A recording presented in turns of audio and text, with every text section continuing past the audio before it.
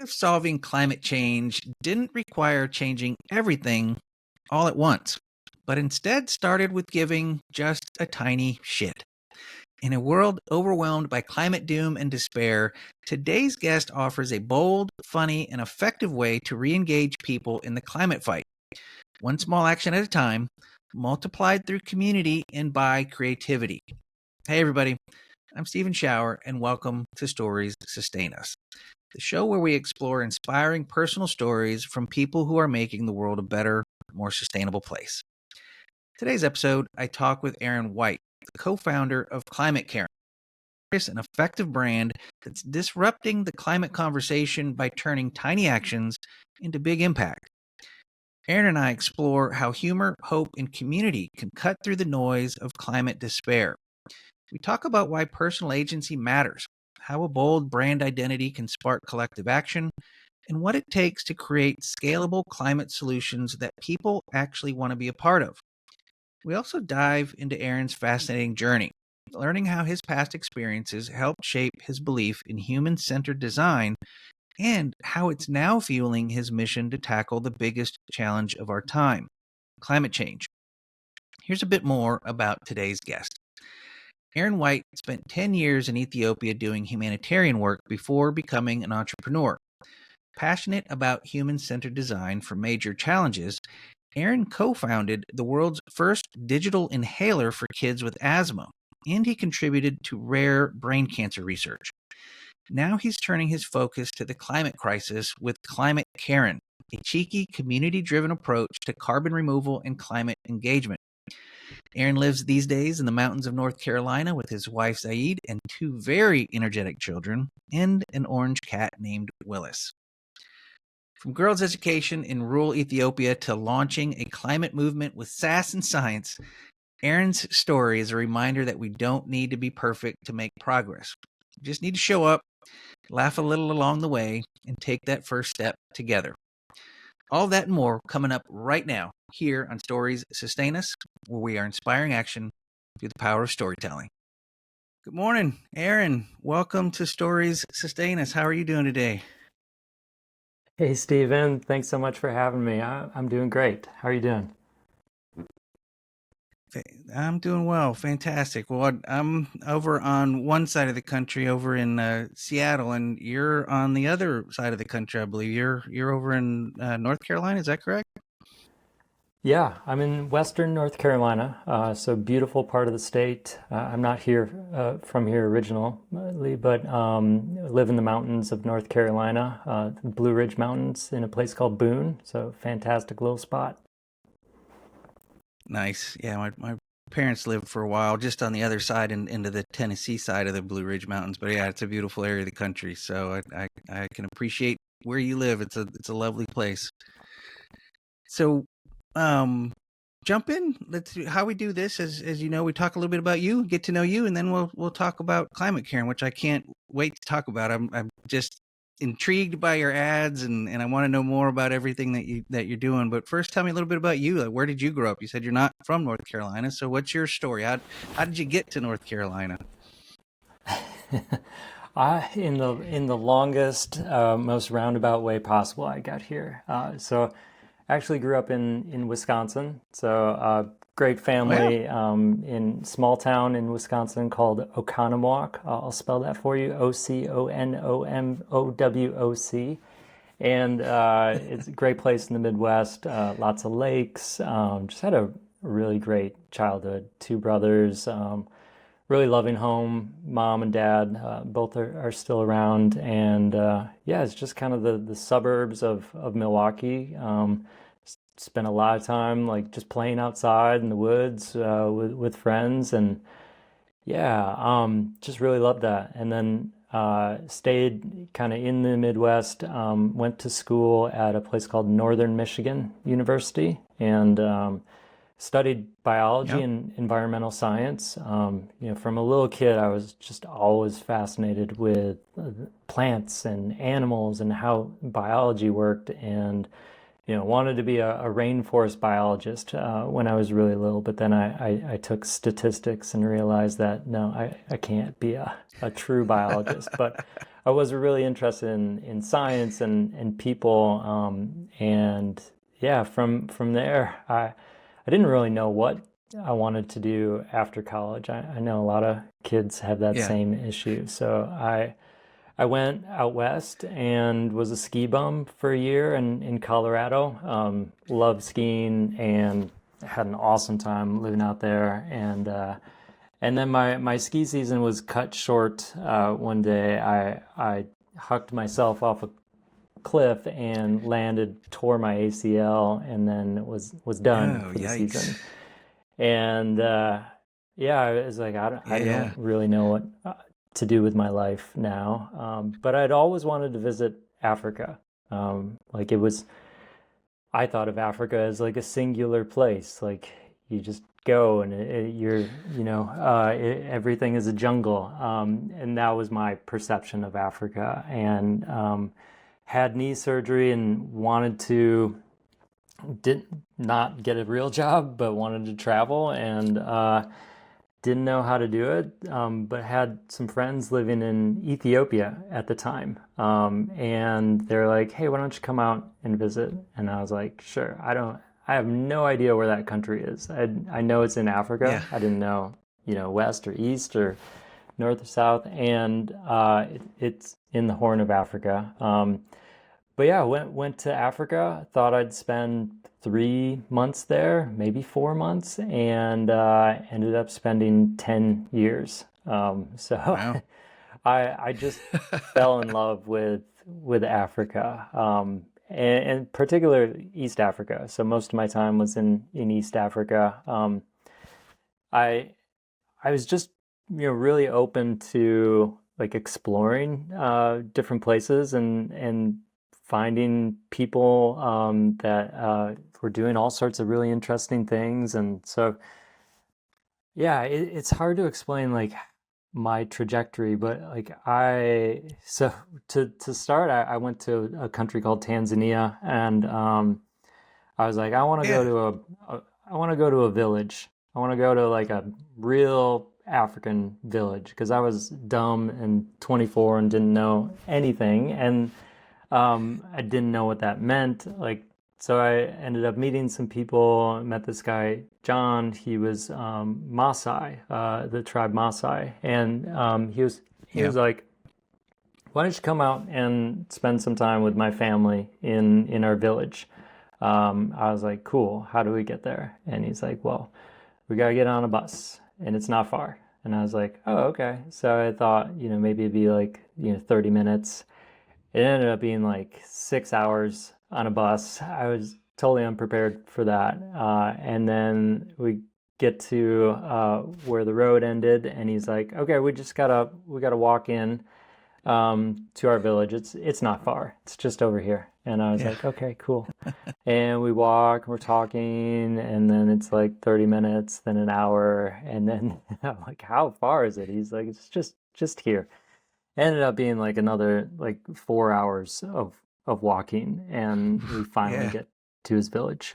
Um, and I spent a couple months there, just living in this village, like trying to fit in whenever I could, realizing I was very different, but also just like Yeah. fascinated with the culture, the people, and the wildlife. We were right on the border of Tarangire National Park, and so elephants would come in close to the village, and we'd chase them off with the little kids throwing dirt clods at them, and then all sorts of wildlife. And so like that was my like first experience of like being in true Africa. It was like hot and difficult and fun and boring at times, but then like there'd be these tremendous moments of excitement. So it was just an incredible experience. And yeah, I don't know if I'd want my son to do it the same way I did, but I loved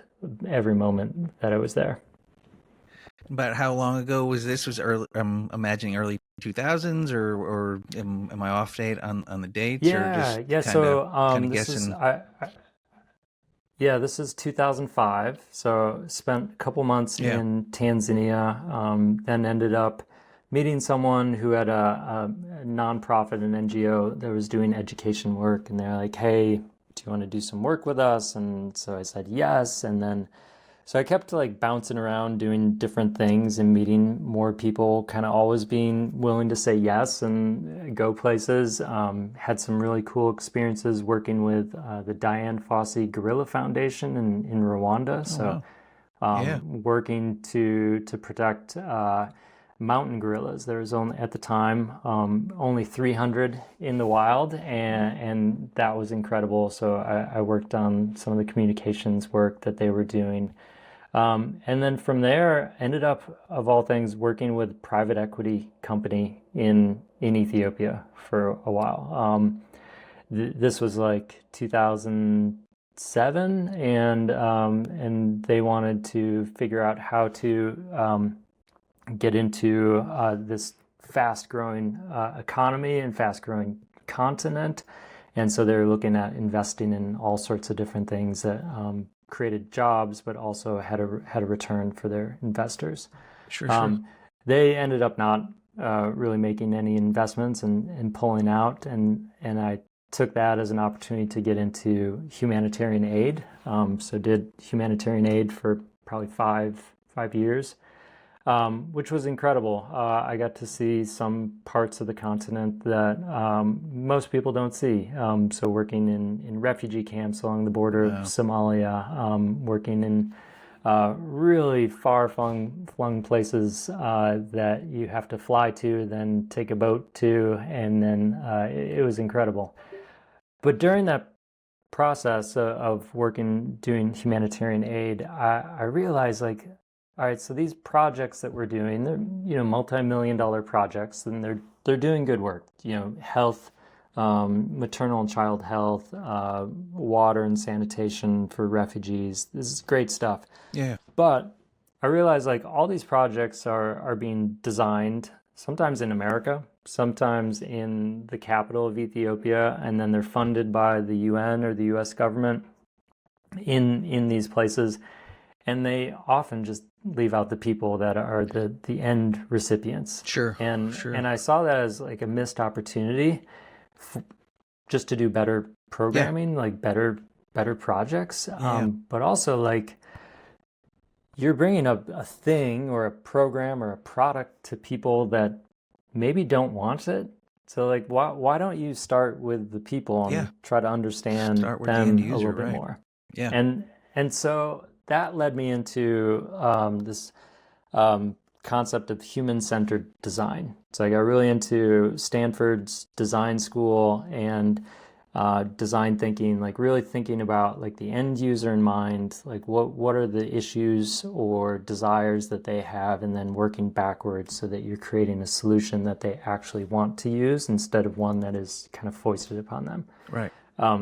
And so because of that interest and I had some design skills, I thought like maybe I could make this into a business, and it did. So started taking that approach of human-centered design, and working with other nonprofits, the UN, to take this idea and doing some consulting on like building up better programs, better projects that have a more sustained impact with the Yeah. end user. So you're still in Ethiopia when this is going on. Am I following the story Yeah. So correct? like Yeah. first half of my tenure there was humanitarian aid, and then Yeah. the second half was building a business Kind of and entrepreneurial, building up. human-centered business. Yeah. Yeah, so we had a couple dozen employees, and it was incredible. We had I focused on hiring young, talented Ethiopians right out of college, and they were amazing. Like Yeah. they had so much energy and so many skills that we could tap into, and I absolutely loved working with them. We had such an amazing time. What were some of the kind of the products, or what were some of the things that you were creating for, and who were the end users of those? Yeah, so, it ranged wildly. Yeah. But one example, and probably my favorite thing, was um, So the problem, I'll start with the problem and then get Yeah. to the product. So the problem was that girls, especially, once they reach 10, 11, 12 years old, they get a lot more pressure to drop out of Yeah. school Yeah. in rural Ethiopia. And so there's a need to figure out how do we keep them engaged longer in school. The more years of schooling that they can get, um, the better their health outcomes are, the better the economy is. So there Yeah. are lots of downstream positive effects of keeping girls in school. And so we did a lot of observations at schools and realized that the government of Ethiopia had set up this initiative where they had clubs after school. So they called it a girls' club, and they had this club where girls were supposed to show up and then do something. So they established the club, and girls were showing up, but there was nothing for them to do. Yeah. There was no one. Teachers didn't want to hang around after school to be with them. Like they had other pressures. So we saw that there were girls like gathering after school. And these are 10, 11, 12-year-old girls, and they're having a blast because they're getting to be with their friends. They're there for like 30 minutes to an hour, and then they have to go home because they've got things they have to do. They have to carry water, they have to help out at the home. So we thought, wow, we don't have any teachers, but we've got smart, ambitious, energetic girls. What if we created a product that we could drop into that group and they could guide their own learning? Yeah. And so we came up with this toolkit. We call it the Girls Club Toolkit, which is not a great name. But part of the first process was like they get to establish their own governance of the group, figure out how they lead and what they're going to call it. And so they came up with really creative names, and then they mapped out their learning, like what are they going to do, and then there was individual tools within the toolkit, so it was all self-directed learning, and that went out to close to 1 million girls aged 10, 11, 12 Wow. across the country. That's amazing. And it was so cool to see like these girls who are often like an afterthought in these communities. And then you see them like leading this group like themselves. They don't have a teacher there, and they're learning about all sorts of things: the environment, food security, reproductive rights, like things that they wouldn't normally get. Leadership, like Yeah. so they're learning how to lead themselves and lead others and understand themselves. And the outcome was that girls stayed in school longer. So we were able to, across 2 years of this, those girls that stayed engaged had an additional almost a year of schooling, which doesn't sound like a lot, but like if it actually has pretty big outcomes for the entire country. Yeah. So. Yeah. That was a really exciting one That's to work incredible. on, just because it's unlocked the power of a group of people that are often overlooked, and I absolutely loved working on that one. Yeah. I had a guest on I don't know, probably a month or so ago now from Barefoot College International, Zanzibar. Cool. And the similarities of your story in Ethiopia and the work that she was leading in Zanzibar, Tanzania, for educating women from villages and to become solar engineers or beekeepers, and very similar stories what you just shared about they're often overlooked or forgotten, pulled out of school, for all the different pressures that are put upon them in their communities. And not only does this education that you're providing or that Barefoot International change their individual lives, but it changes the lives of their families and their villages and their communities, and yeah, all of those downstream benefits you mentioned. It's really incredible. So that's an amazing story. I had no idea that was part of your story. I knew you were in Ethiopia from your bio, but that's that's wow. Yeah, Kudos to you and your team thanks. for really tackling such an important issue. Thank you for doing that. So Oh, it was super fun to be a part of. And people always ask me like, I want to help, like I want to do something, like should I like what should I do if I want to help someone in a place like Africa or Southeast Asia? I always say invest in girls' girls' education. education. Yep. Yeah, you can't go wrong. And that's the best way to lift people out of poverty. And so, yeah, invest in girls' education. Yep. Absolutely. Fully 100% on board with that. That's fantastic. So moving along, then you have eventually leave Ethiopia. Clearly, you're in North Carolina. So Yeah. what's that transition like for you as far as when did that happen? Why did it happen? And where did you end up? Yeah, it was a bit bumpy. You know how people say like you shouldn't start a new job and move and have a baby, you know, all those things like we A few little decided, life change things happening all at yeah, once. those life changes. We decided to do them all at once. So my wife is Ethiopian. Her name Yeah. is Zaid. We met while I was in Ethiopia. Met through a friend. We got married there in 2010, which was really fun. But in 2015, we were pregnant with our son Samuel, and we thought like maybe we should go to the U.S.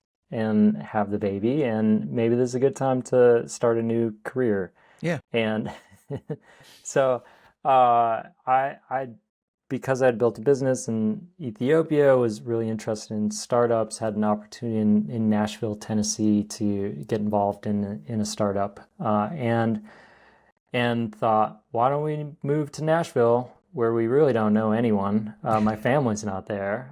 Her family's in Ethiopia, and it all sounded good, but that was dumb. That made life really hard. Yeah. You Yeah. know, Yeah. moving to a new country. I had not lived in the States for 10 years, and Nashville was like a total surprise.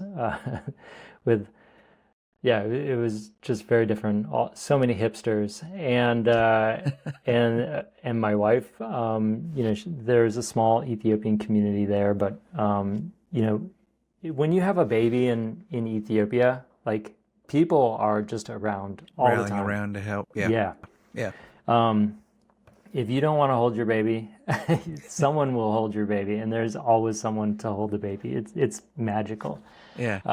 But in the U.S., you are kind of on your own. Yeah. Maybe you have relatives that live close, and people do like a meal train and stop by, but that ends pretty quickly, Yeah. and we are unfortunately pretty self-sufficient when it comes to raising kids.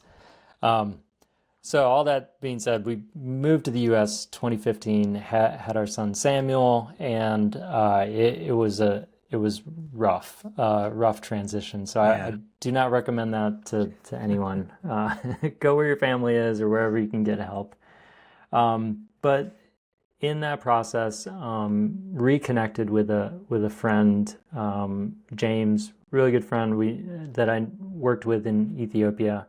He had moved back to North Carolina and got involved in some early stage startups. And he took his skills in project management and leadership and put that to use in some medical device Yeah. startups. So that And research I was triangle really area, interested in I'm assuming. what's that? I'm assuming that research triangle area of Yeah, North yeah, Carolina. Yeah. lot going on in North Yep. Carolina. Yeah. And so while I was working at another startup in Nashville that was struggling, he invited me to get involved in basically it was just an idea.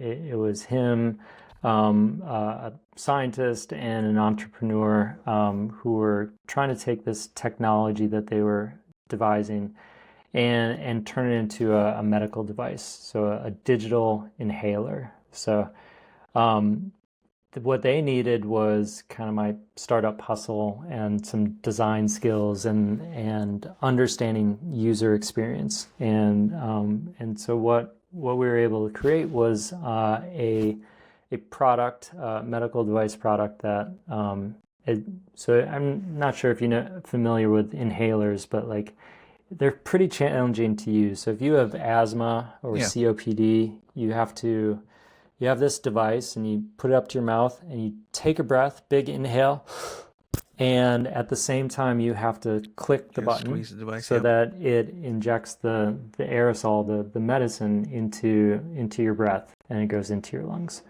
So you and I can probably figure that out, and we do okay. But if you're young, if you're 5 years old and have asthma, Yeah. it's really hard to get that timing right. And if you don't get the timing right, the medicine goes in and it doesn't do what it's supposed to, and it can cause a lot of other problems because you're getting it, other ways, and you have to take more medicine to get to have the effect. What this device did was, as soon as you breathe in, it understands the trajectory of the airflow, and it was able to precisely drop out the medicine in like perfectly formed little spheres that went into your breath and then down into your lungs. Wow. And yeah, so that was really exciting to work on, and it was wildly different from all my work in Africa.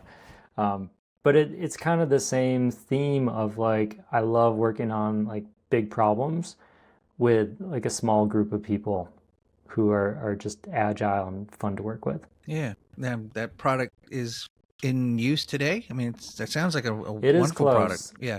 Yeah, it's very close.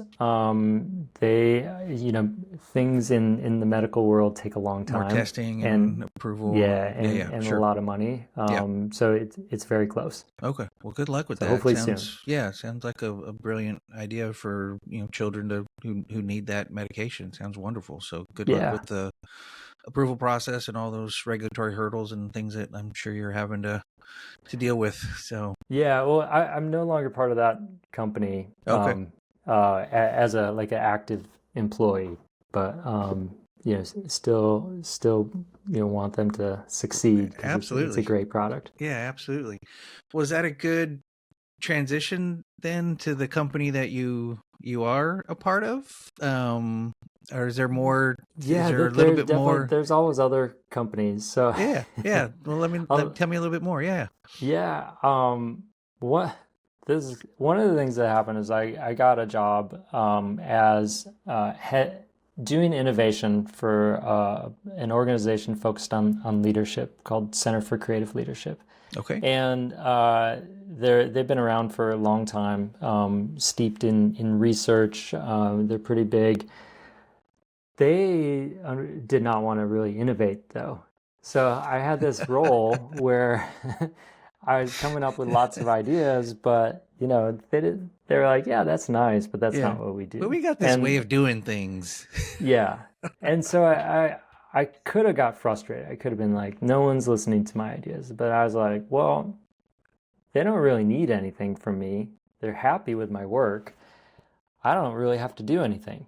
So I took all that time that I had, and I started getting involved in other early stage startups. Because in an early stage startup, there's usually a really good idea, fun team that is trying to tackle a problem, but not a lot of money. And I thought, like, I want to learn more. I want to work on interesting problems, and I can work for equity. The idea of sweat equity. I can put in some work and help companies, be able to launch. And so that was a game changer, because that I had a salary from the company that was paying me, who didn't actually need any work from me, and they were very happy with me. And I could take my time and work on more fun problems with startups and figure out how I can get a little chunk of that company, so that if one day it does succeed, like there's a little bit of upside. So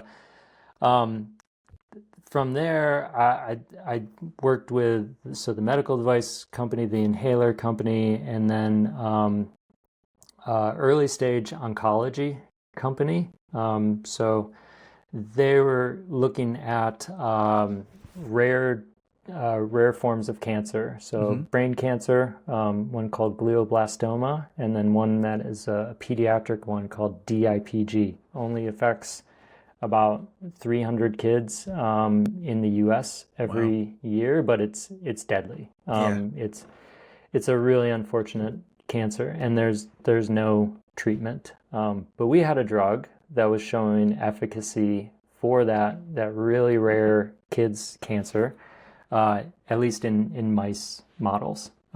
So it was really fun to work on that, and I learned so much about the drug development process and how difficult it is, but also like how to create good relationships and with manufacturing and regulatory. So that was really fascinating. And that company's still going. They haven't yet been able to get the drug into people yet, but if they're able to raise some money, maybe one day they'll be able to do that.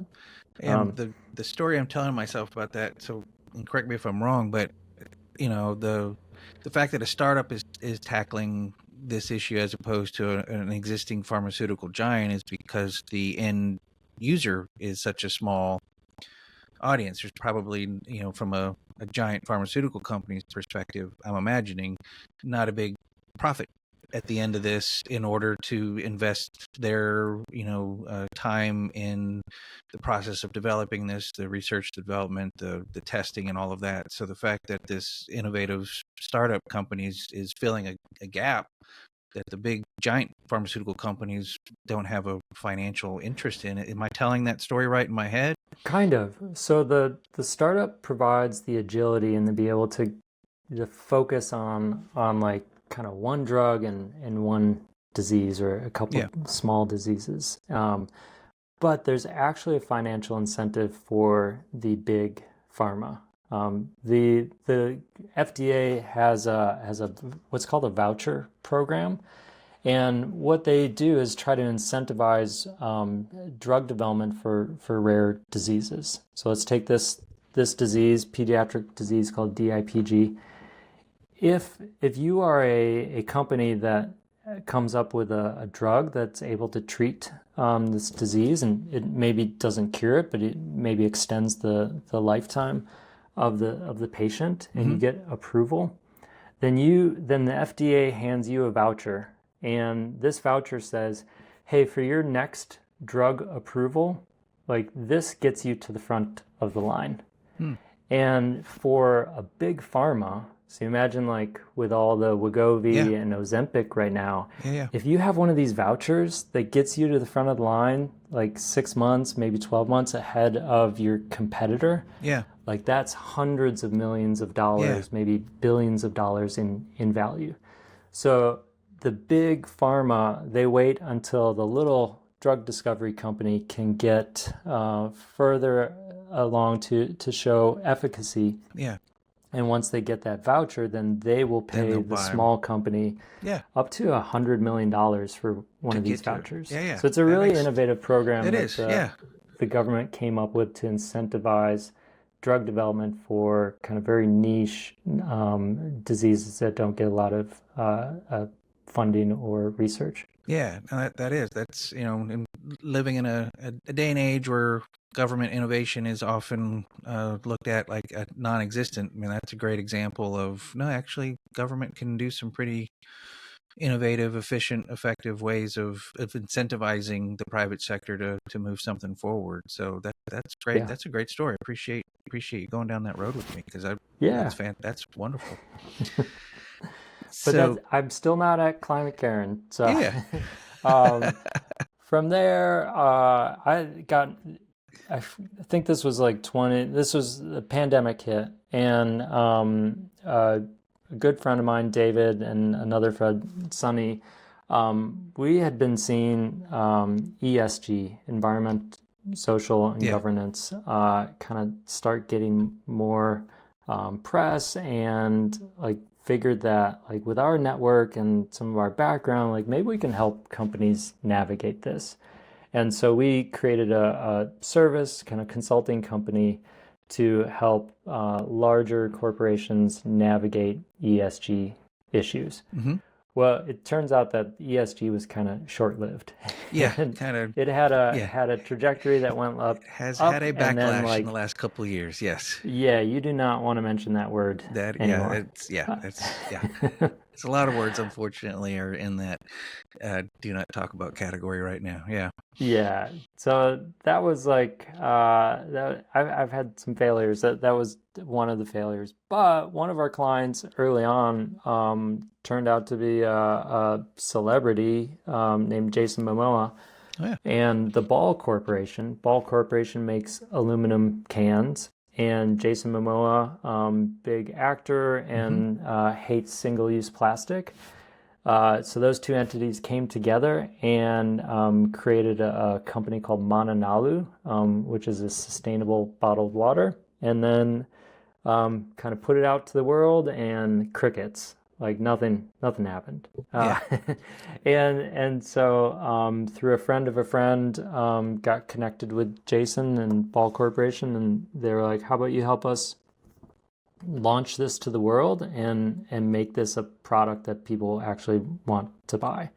And so that was kind of my first foray into consumer products and like how to get a real physical product like that, fast moving product to market. Yeah. And super interesting, quick learning process. And it got me thinking like, wow, brand is incredibly important.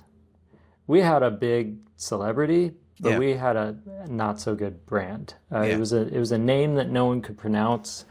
People didn't know what it was What on it the meant. shelf. Yeah. And at the same time, we saw a brand called Liquid Death Yeah. launch. And if you know Liquid Death, so it's just water. And now they have other things, but at the time it was literally just water in a can that looked like beer. Yeah. And they chose the dumbest name possible, Liquid Death. And everything they did was counter position to everyone else in the market. So if you looked at bottled water, everything was blue and looked refreshing or tropical. And then here you have a white can or a black can that looked way out of place. And people were like, what is this? And at first, like a lot of people hated it and thought it was really dumb. But they really developed a core kind of niche audience in the beginning that became like a cult-like following. And that was the impetus or the where we got our inspiration for Climate Cairn. We saw Yeah. Liquid Death counter position to everyone, and we thought like, or my co-founder and I thought like, wow, what if climate change had something similar to Liquid Death? Can you create a cult-like following and a product for something that is probably our species' biggest challenge? Tackle right now, right? Yeah. And so we launched Climate Cairn. Well, I saw one of your ads. This is how we got in touch with each other. I saw one of your ads on Instagram, and to your point of kind of being counter and kind of, I don't say edgy, but just different. It just stood out. It just grabbed my attention on scrolling through Instagram, and you're seeing 500 little short videos as you do on Instagram, and like I stopped at that one and I watched the entire thing, and I'm like, well, I got to talk to these people. I mean, this is something different. So tell us then. Let's transition into what is Climate Cairn, first and foremost, and then we can kind of talk about some of the ways that you're doing your outreach and hopefully generating that cult like following, because I'm now that I know more about what you do and why you're doing it, yeah, I want to tell everybody about it, because we need people to get involved and get engaged and participate in all avenues of climate solutions. But you guys are offering a real easy way to get engaged in climate solutions. I love your slogan on, you go to your website and like big bold right in front of your face, it says, give a tiny shit, question mark. We are turning tiny shits into big impact. So what is that? What are you doing? What tiny shits are you turning into big impact? Yeah.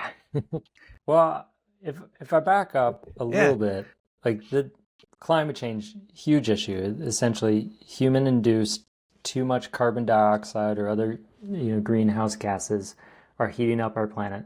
It's creating wild weather. And then the second problem is like, what do we actually do? If you're an individual, like maybe you recycle, great. Maybe you bought an EV, that's awesome. But then what?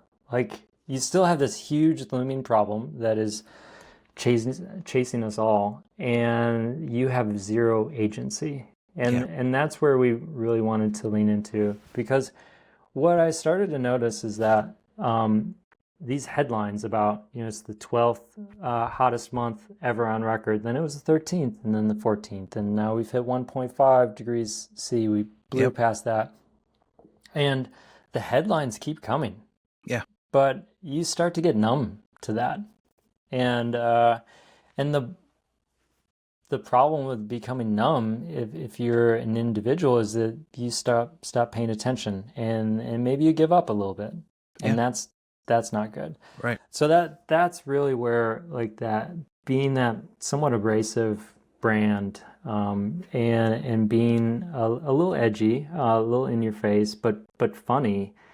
That's how we're trying to, like, cut through the noise. Because if we can get you, as you're like doom scrolling through Instagram, to like stop for just a second and be like, oh, what is this? Then we've won. Because if we did the opposite, if we just said, this is the 15th hottest month, like, you probably just keep scrolling. Yeah, I know. Until you get to that cat video. Yeah. So we need to figure out, all right, how do we brand this? Like, that's one, because I think brand is incredibly important. Brand can really convey a story. It can give someone an identity. Like, I wear this type of clothing. Like, I fit into this this in group. And could we do that for climate change? Can we take something that is a little bit of offensive and twist it a little bit so that it's a little more catchy and has a positive indication. So we all saw, like, the Karen memes, which are offensive, and then I saw a video with I think it was a woman in Australia yelling at someone for keeping their Tesla on, and I think the right-wing media tried to, like, co-opt it and came up with the term climate Karen. And it didn't really take off in right-wing media, but I saw that as like, oh, maybe this is a brand. Can this be the liquid death of climate change? Because maybe it is memorable enough that as people are scrolling past, or as they are shopping for something online and they see that, they'll stop and be like, oh, this is odd. This is interesting. Let me look a bit further. As opposed to that other company I was working with, we had a big celebrity, but we had a name that no one could remember. Didn't resonate, right? Now we have a name and a brand that people remember. So when people have no agency, it's really hard to, like, keep them engaged. Our plan is to give a little bit of agency, a little bit of hope, and through that process, get people more engaged in climate action.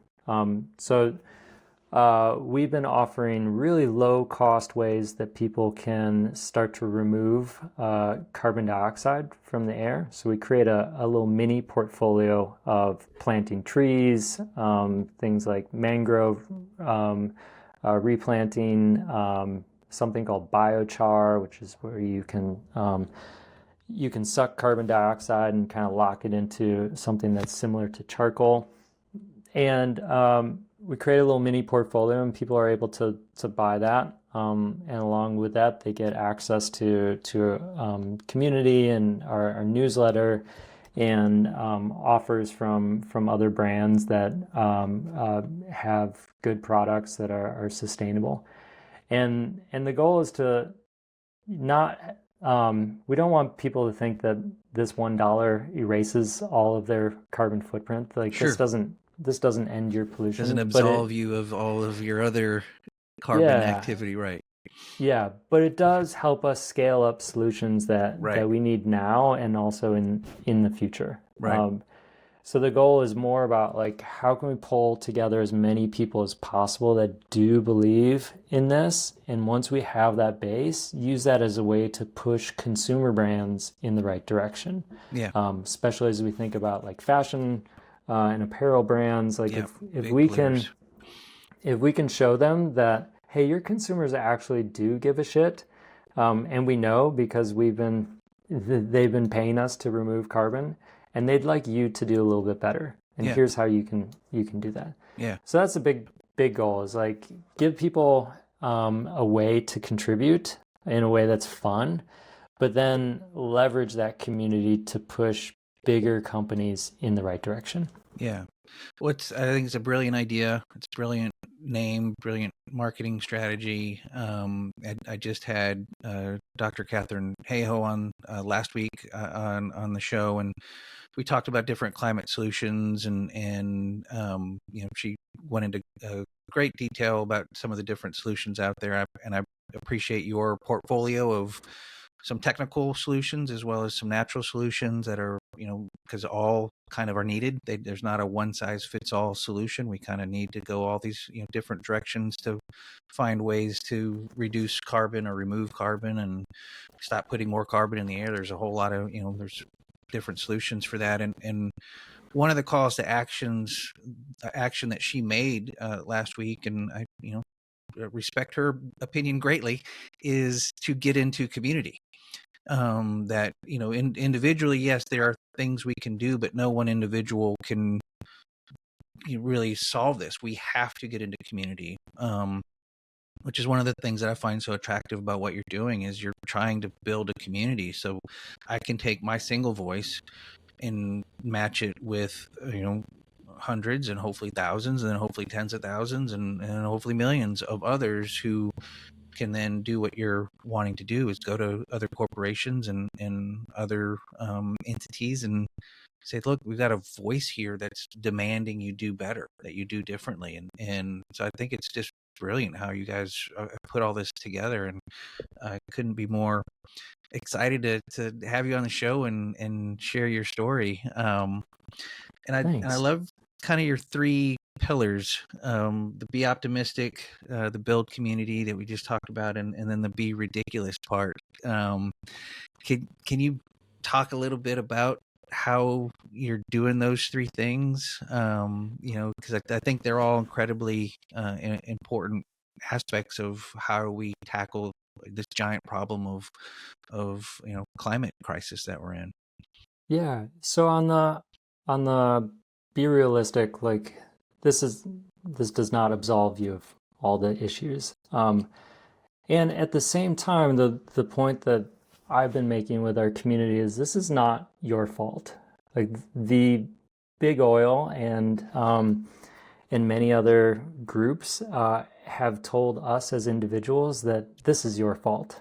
Like the term carbon footprint, that was developed by I think was it BP, one of the Yeah, big I oil think. companies, Yeah, I think with the idea of shifting responsibility from them, yeah. who are responsible for our current state, to you. Same with all Is the all about you. recycling, going back to the 70s and Yeah, 80s. or All the recycling. personal responsibility to recycle was funded and created by those that were manufacturing the plastic, so that they could Yeah, put the burden on the consumer as opposed to the production end of doing something smarter and better. So yeah, we are often at the whims of these large corporate entities that have the funds to tell us what to think, and through advertising.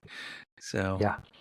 Yeah, so that's the first part. Like, try to change that narrative. Like, we are yelling at the wrong people. We're yelling at ourselves, and within climate and sustainability, there's a lot of like jockeying for which solution is the best and the purest, and they are all needed. We need all of this. yeah, And so I want to shift the focus from that and from individual responsibility. Of course, we all have a responsibility, but like the state of the world is not your fault, Stephen. yeah. Like you didn't get us here. I don't have that Is the power apparently.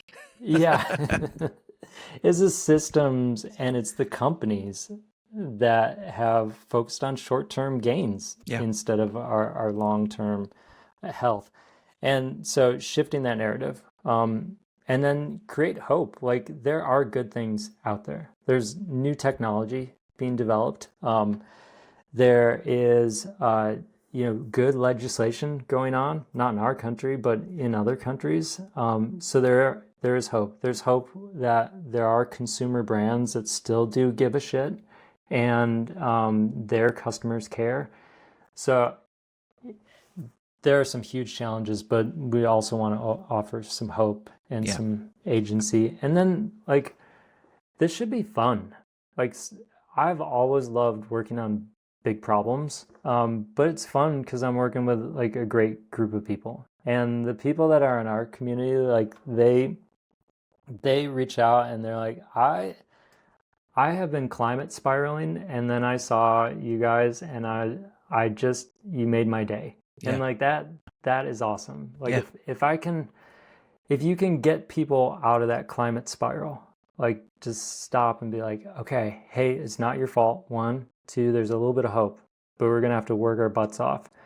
And 3, like let's be a little bit abrasive about this. Like let's try to get in people's faces. I'm not advocating for burning Teslas or throwing cans of soup at paintings, but like how do we get in front of people so that it doesn't just become noise? Like this is because we have to show that we have a concerted effort, that we have a community that votes, that buys stuff. And once we are able to show that, then we can push policy and companies in the right direction. Yeah. You're I really appreciate your approach of abrasiveness, because it is humor. It is done in a way, like you said, not doing like, a violent act or destructive act, but it's more like a really famous like insult comic, right? I mean, it's like you're getting in people's faces. I'm thinking of the the Robert Schmeichel's hand puppet with the cigar, the dog, Yes. Triumph. The insult Triumph, insult comic dog, right? I mean, you guys are like in your face saying outrageous things, but with a touch of humor and seriousness all blended in to grab people's attention. And I think it's really a brilliant approach, and I'm hopeful that you continue to grab more and more attention with it, because you have to break through the media clutter, the noise, and the doom scrolling like you talked about. And climate anxiety is a real thing. People feel it more and more because all you see is the negative and the horrible, which is there, and we shouldn't turn a blind eye to it. But if you don't know about the hope and the opportunities there is real chances here for restoration. There are real chances here for a better future for all, not just for a few. And so you got to grab people with that. And I think you're doing a heck of a job doing that. It's brilliant. So thanks. Yeah. Thanks. Yeah. We think the absurdness of where we are it's comical, like how absurd it is. So like, can we embrace that a little bit so that we can get people to pay attention? Yeah. Wonderful. Well, Aaron, tell us a little bit, what's a call to action? What can people do? How can they get involved in the climate caring community? What, and what do you want people to do after hearing this story about your journey and hearing about the work that Climate Caring's doing? What can they do? So what's your call to action? That's great. Yes. Well, first, if there's any comedians out there that are listening, I would love to talk to you. Like, I think we can turn good comedy into action. So that's 1.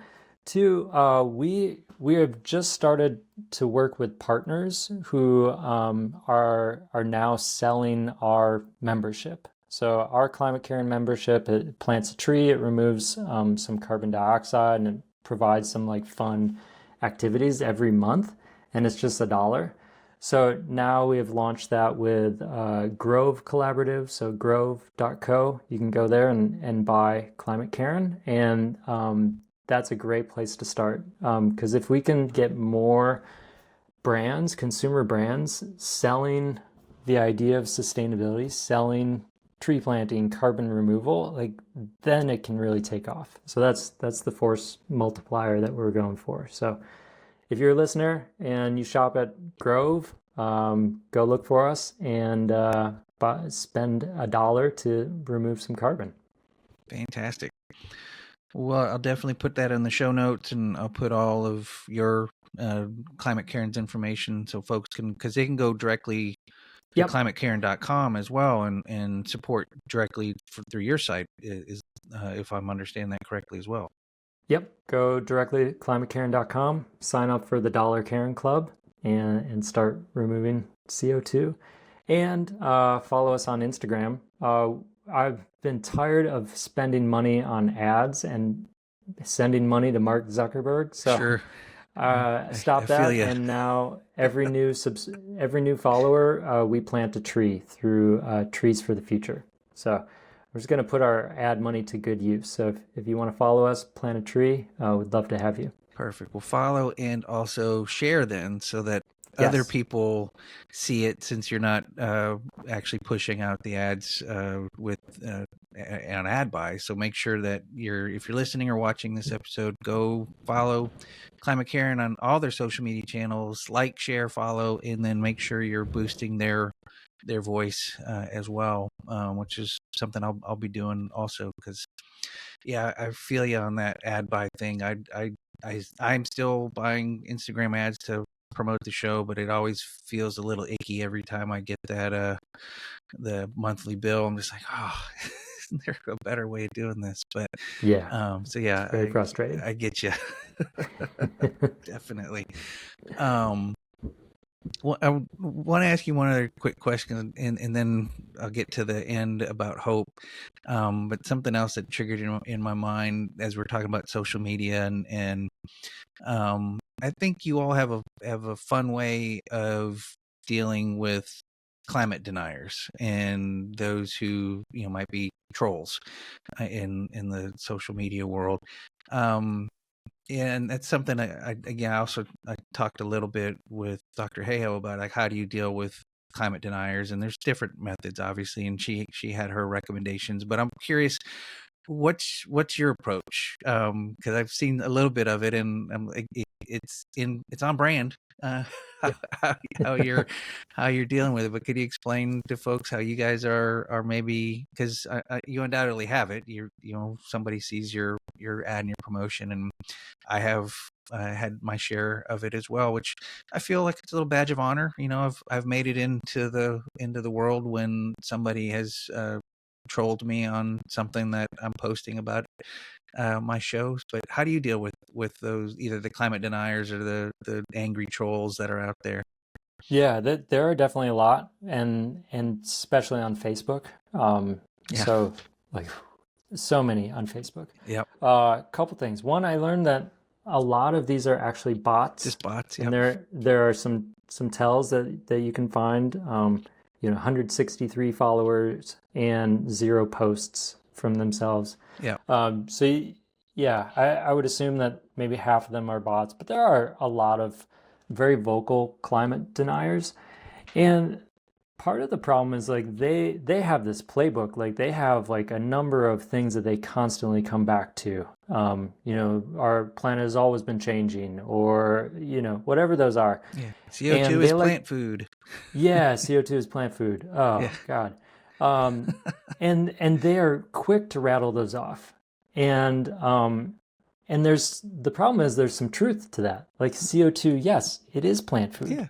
But we don't have enough plants to get the In the balance amount we're back. putting it up there, right? Yeah.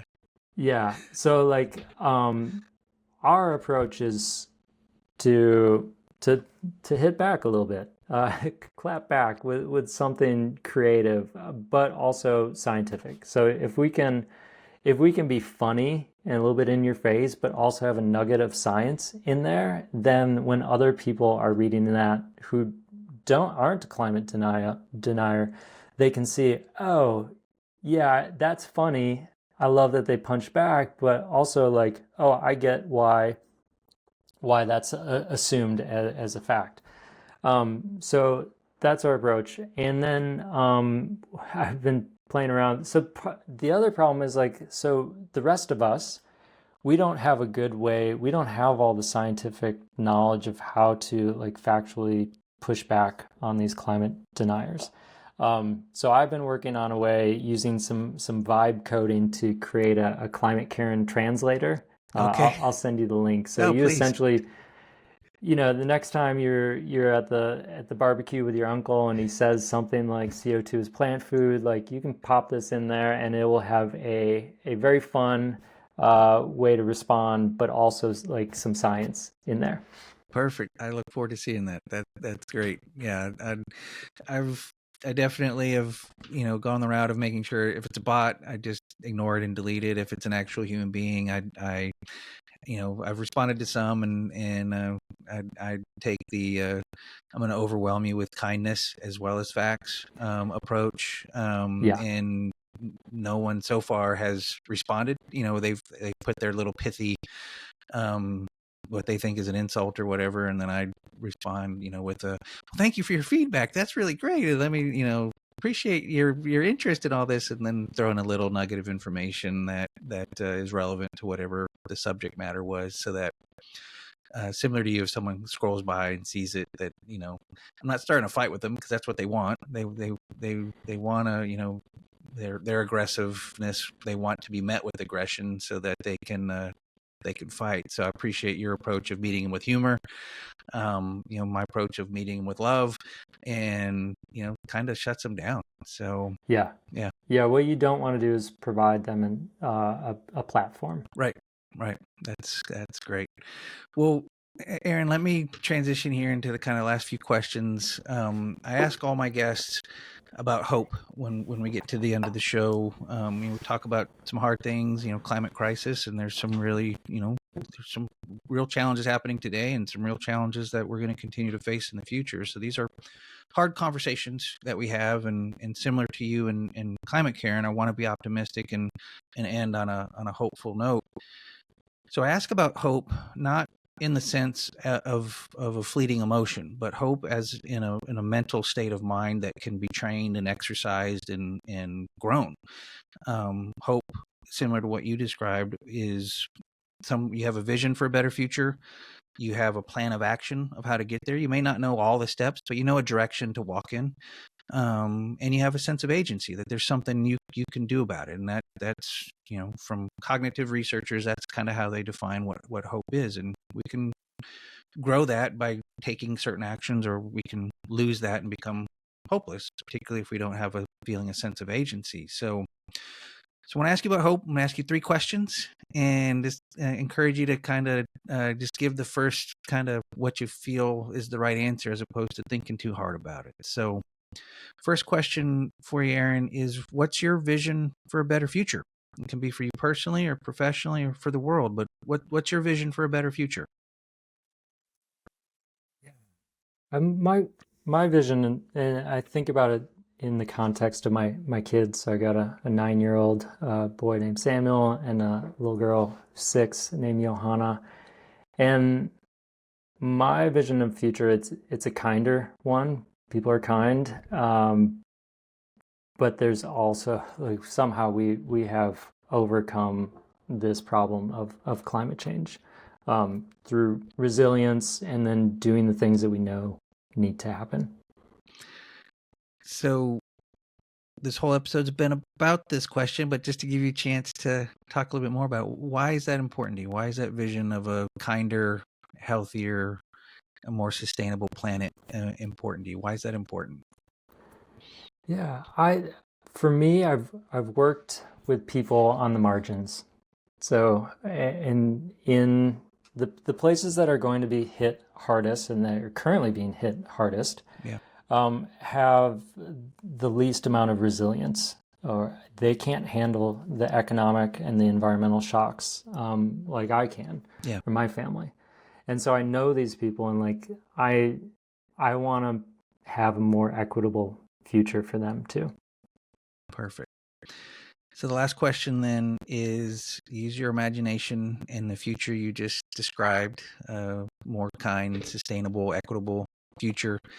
Imagine that is actually happening today. It's not somewhere off years in the future. It's the world we're living in right now. How does that make you feel? Oh, I mean, so hopeful. Like, and just, yeah, joy. Like, that just made my day. Perfect.